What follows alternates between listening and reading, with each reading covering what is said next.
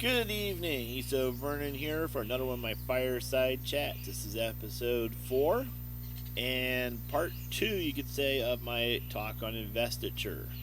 I'm sitting here by my fire, and just to prove it, I'm going to turn my monitor here. Yep, there's a fire going. There's a tent. I think, yep, there's some kids sitting around. Yep. You can see behind me, there's some archery equipment. Pretty typical day at my house. The kids were out doing archery earlier. One of their favorite pastimes. So I'm going to be talking today about investiture. Normal investiture. Or when we're not social distance. Just the concepts and some of the things to think of as you're working your program, building it and putting it together. As we're getting into that time of year for a lot of our local clubs. So first of all, I've had several people ask me, what is the right way to do investiture? How are you supposed to do investiture? What's the manual say? Well, I have the manual right here.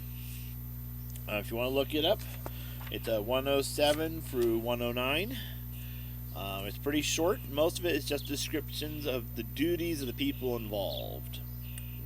What the director should be doing, the counselors, the conference. And it's just what our duty is towards the service. Conference officials, we come support, we bring supplies depending on your conference. We help you order them, the director plans it, counselors promote it. Pretty straightforward and simple. A few paragraphs for each of them, nothing too complicated.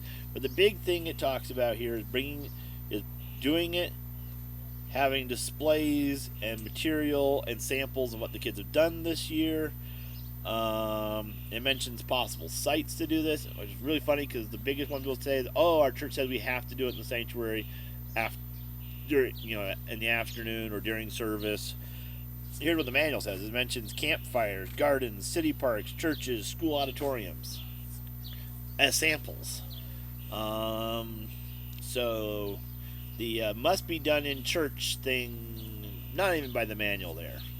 So those of you guys having a problem with your church is saying, oh, you have to do it in the sanctuary, I recommend halfway down first column, page 109.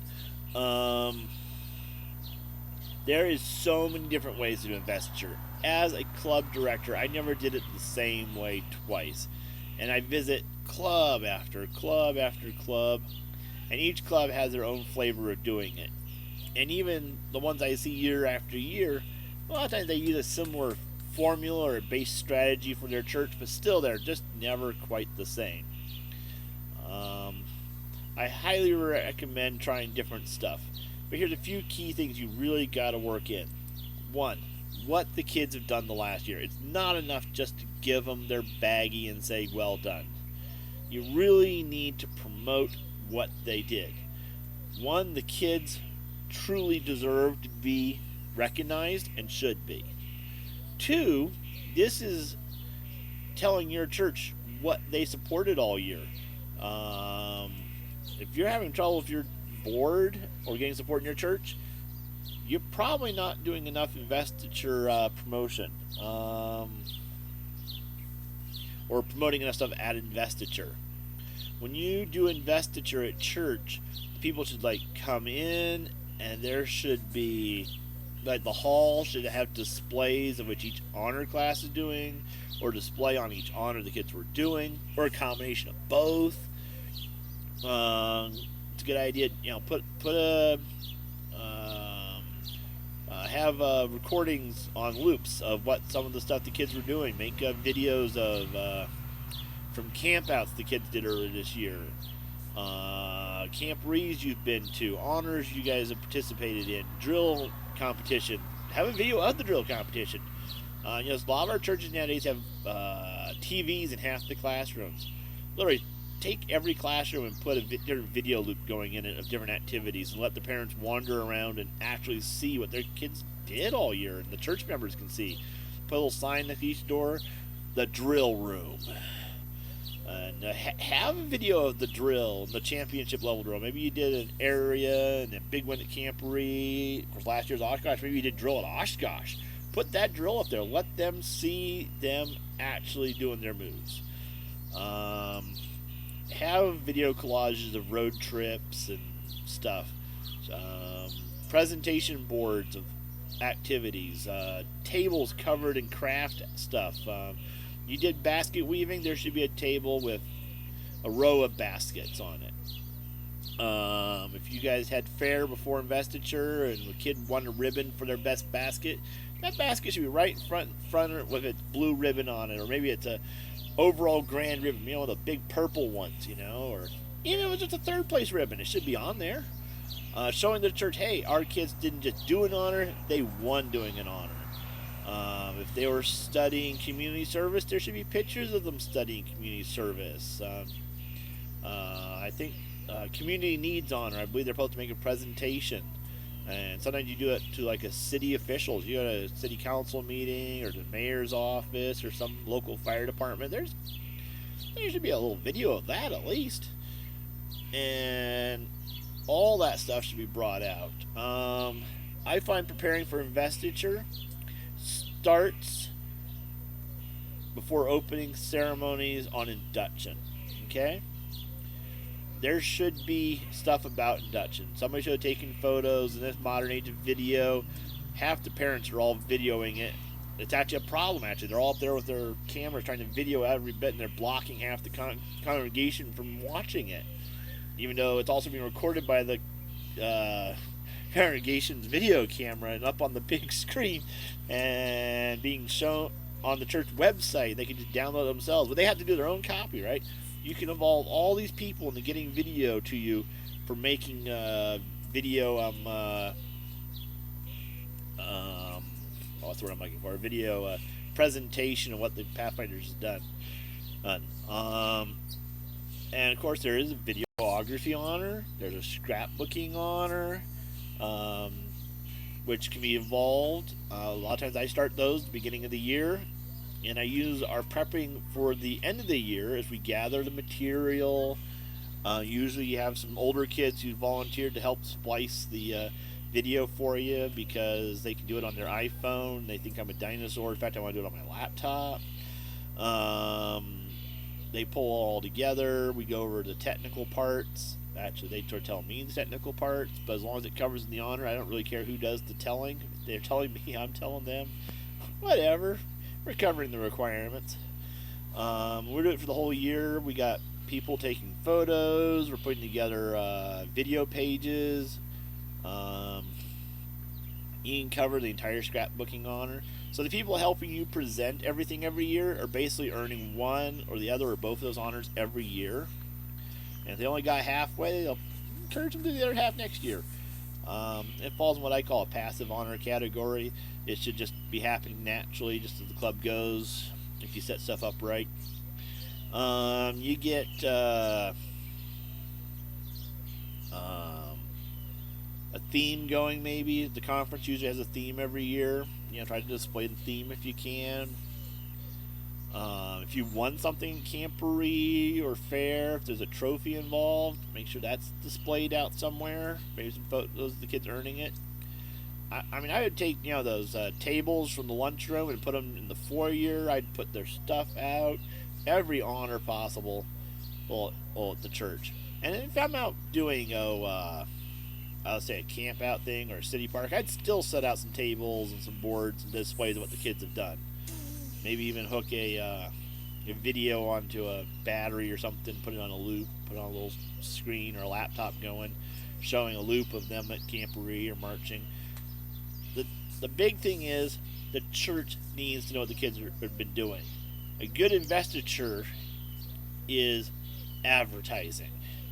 It is saying, this is what the church invested in. Here's your dividend. This is the net gain of your church. This is the profit of it. And of course, the program, having a kid preach and stuff, showing your kids actually doing something. I always looked at me as a director, my job of induction as a conductor. My job is not to play the tuba. My job is not to play the violin. My job is to tell them when to play.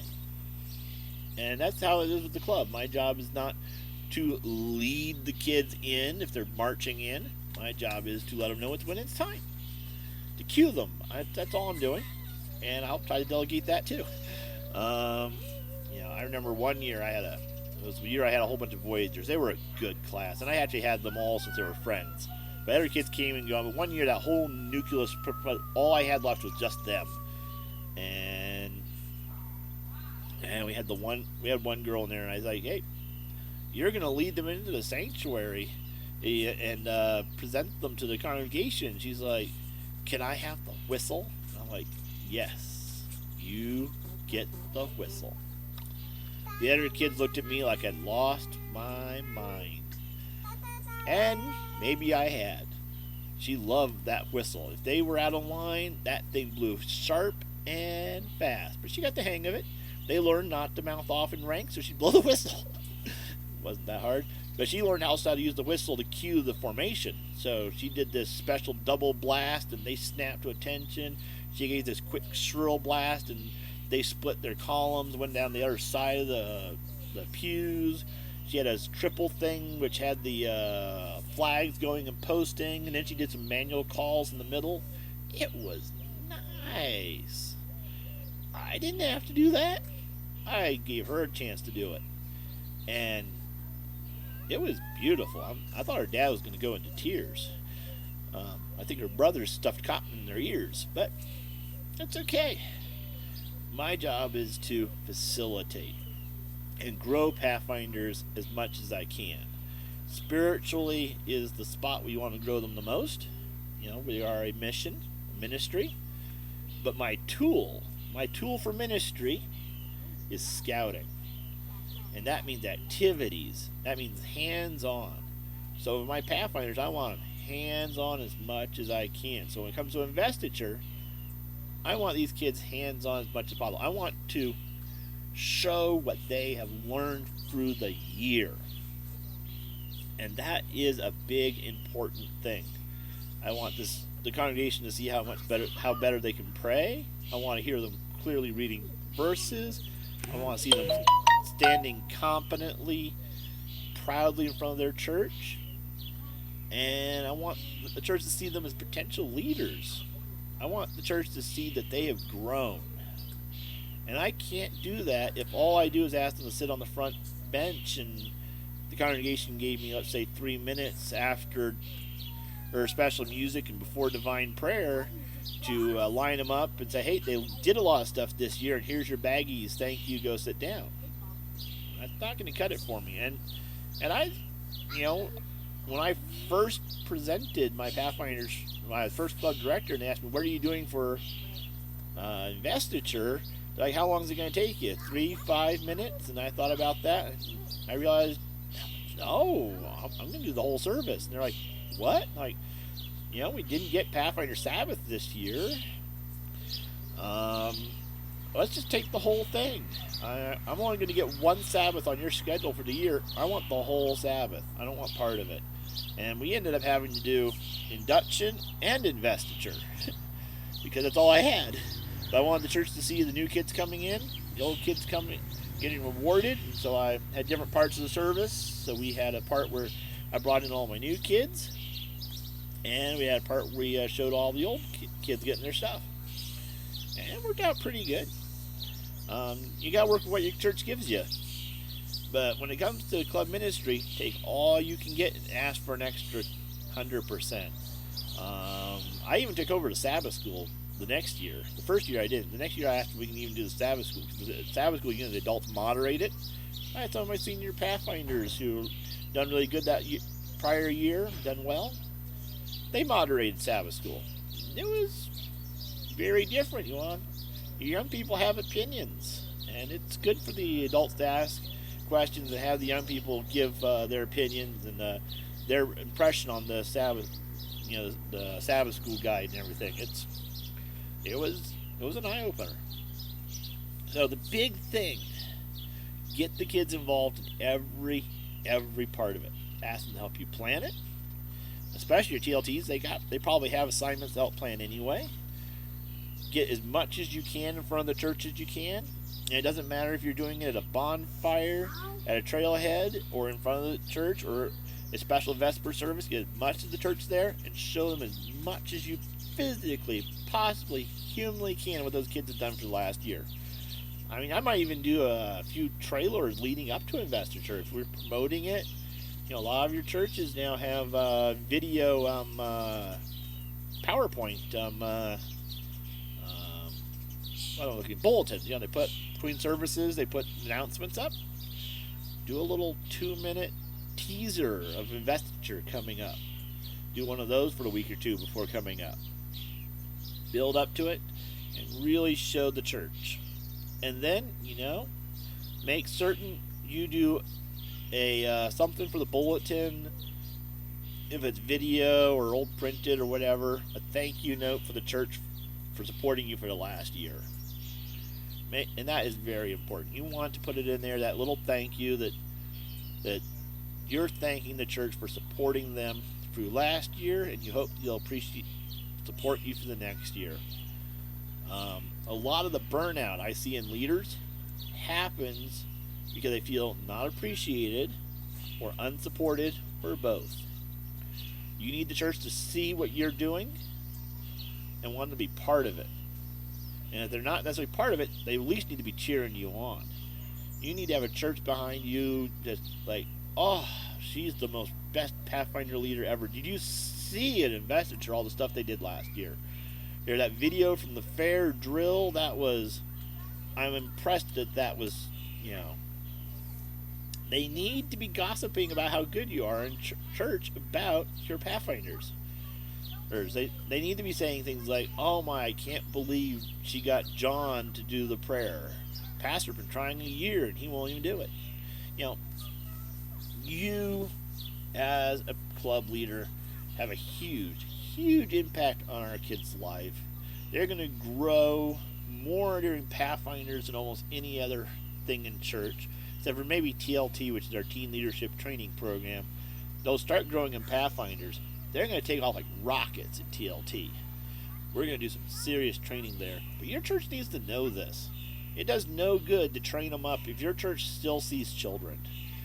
Just sees some teens sitting on the back bench doing nothing. If that's how they look at your youth, that's how your youth are going to look at themselves. And they're not going to grow your church. They're just going to age out and leave.